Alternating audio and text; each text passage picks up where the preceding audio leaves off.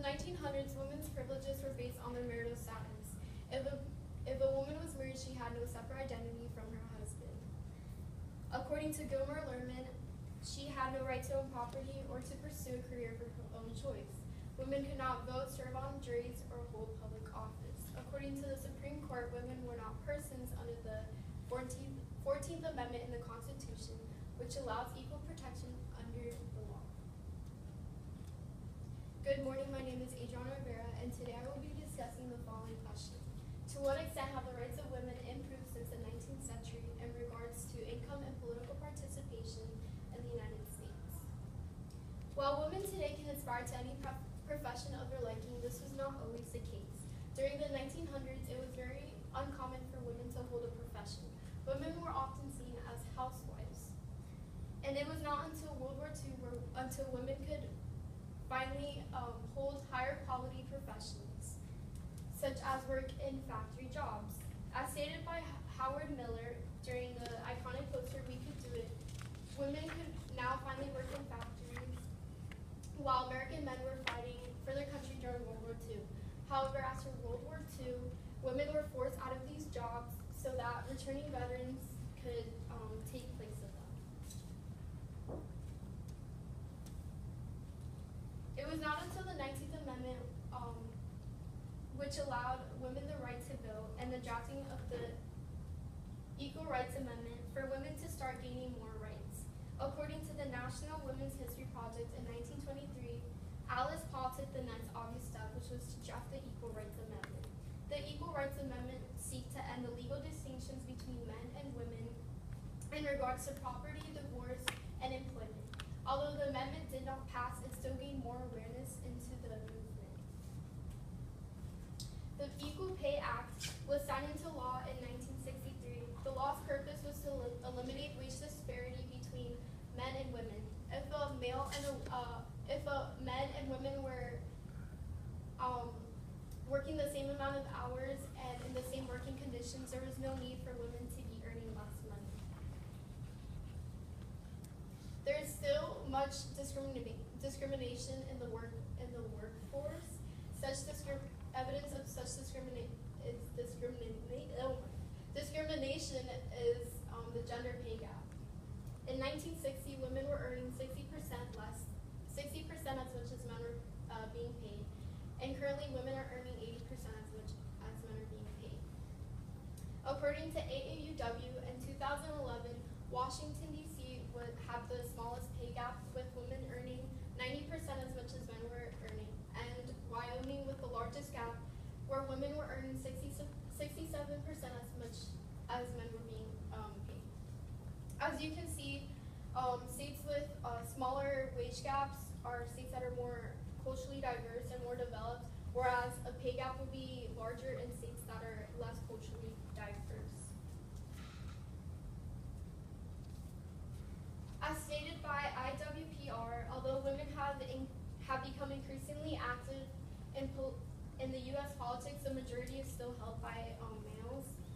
It's not that women are less likely to be elected, it's just that women are less likely to run because they're being discouraged by their political party leaders, and it's very hard to hold a stressful job when you also have to take care of a family, because in the U.S., women don't have paid maternity leave. In 1979, 3% of the seats were being held by U.S. Congress. 10% of women were holding the state legislature seats, and 11% of women held the statewide elective offices. Whereas in 2015, it increased to 19.4% in the Congress. And for legislators, women were now holding 24.2%, and for statewide elective offices, women were now holding 24.6% of the seats. The percentage of seats in the U.S. Congress held by women is now 6 times larger, and the percentage of state legislators and statewide elective executive office held by women have more than doubled. 3 solutions to fight this discrimination is education, paid maternity leave, and business inspections.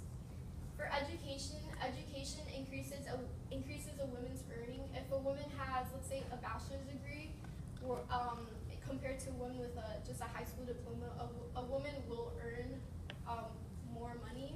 However, if a male colleague and a woman colleague have both a bachelor's degree, the male colleague will still earn more.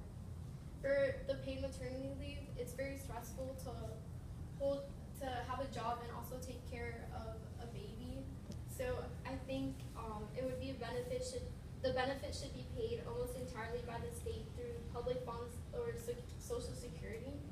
And the last one is business inspections. I think companies should conduct salary inspections to monitor and address gender pay differences.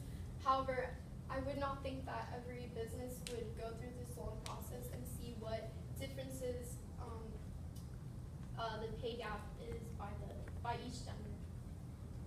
So I think the best solution would be combining both education and awareness. With having a higher education degree, it will take you to further places, and it will also, it's a guarantee to earn more money, as well as awareness. If you bring more awareness to individuals, it's very effective because the more people become involved with something, the more it becomes a trend and the more other people want to join in as well. According to the myth of Sisyphus, there are various moments in life where an individual has to endure the absurd and undergo a constant struggle in life to encounter happiness or to reach a certain goal. It is not until you accept that there is nothing more to life than this absurd struggle that then you can finally achieve happiness in it. It is that consistent struggle that Sisyphus was saying that women had to deal with for such a long time and are still dealing with today in order to achieve the rights that they have today. Thank you for your questions. All right, I got two for you. How did your research question evolve as you moved through the research process? Well, I was gonna add, since I had political participation in my project, I was also gonna add the voting for each state, how many, what state had the most percentage of women voters, but I didn't feel like it really benefit to my question, so I took it out. Okay. And the last question. Were there any additional questions that emerged as you were going through your research, and then were these questions important to help steer you at all?